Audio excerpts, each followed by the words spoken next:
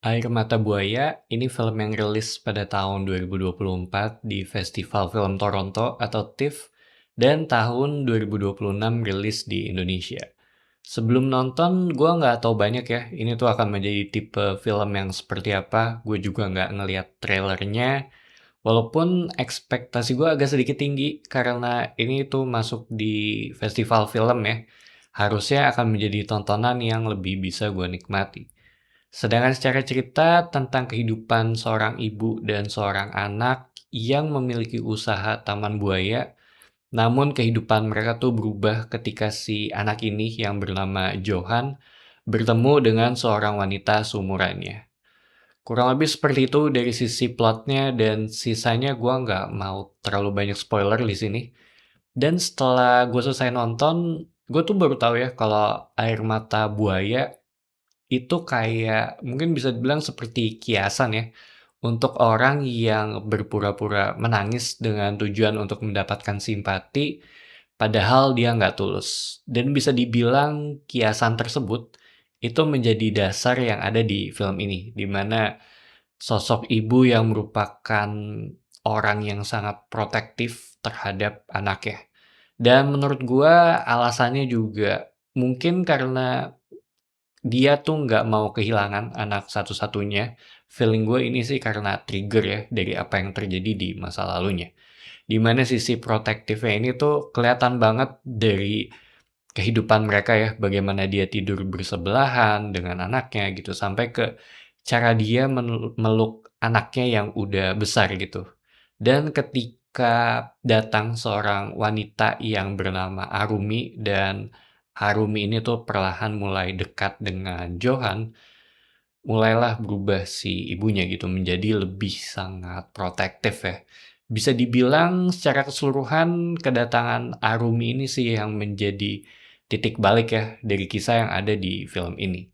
Dan menurut gue ini tuh film yang kompleks banget, banyak layer dan metafor, bahkan buaya sendiri tuh menjadi simbol ya di sini. Tipe film yang fokusnya ada pada karakter, terutama untuk hubungan antara ibu dan anak ya.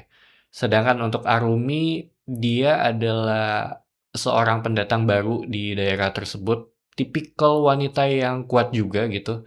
Dan ada satu scene yang gue suka ya, ketika Arumi dan Johan tuh ngobrol soal profesinya si Arumi gitu. Bagaimana Johan yang polos berhadapan dengan Arumi yang lebih banyak gitu melihat dunia. Terus ada soundtrack dari Knife juga gitu dengan pembawaannya yang menurut gua brilian banget sih. Menurut gua scene itu tuh salah satu scene favorit gue ya di film ini. Sedangkan untuk sisi ceritanya menurut gue ini sebenarnya simpel gitu. Ada beberapa bagian yang ngebuat gue ngerasa kalau ini tuh beneran atau enggak ya, terutama tuh bagian dengan ibunya gitu. Dan salah satunya juga Buaya Putih ya yang ada di sini. Sisanya ini termasuk film yang nyaman untuk diikutin, mulai dari pacing, terus dialognya juga bagus. Gue ngerasa kalau film ini tuh punya isu keluarga yang dekat juga gitu dengan masyarakat yang ada di luar sana. Terus gue juga ngerasa kayak ada sisi poetiknya juga ya.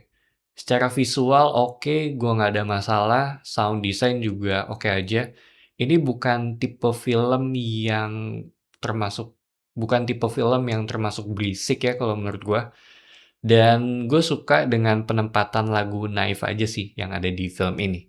Secara keseluruhan ini film yang bagus.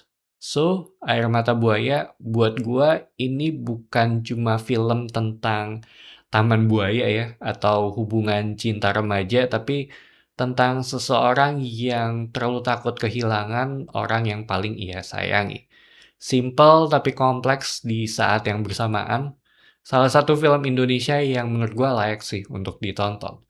Jadi itu aja opini gue untuk film ini. Thank you for watching. It's me Patrick signing off.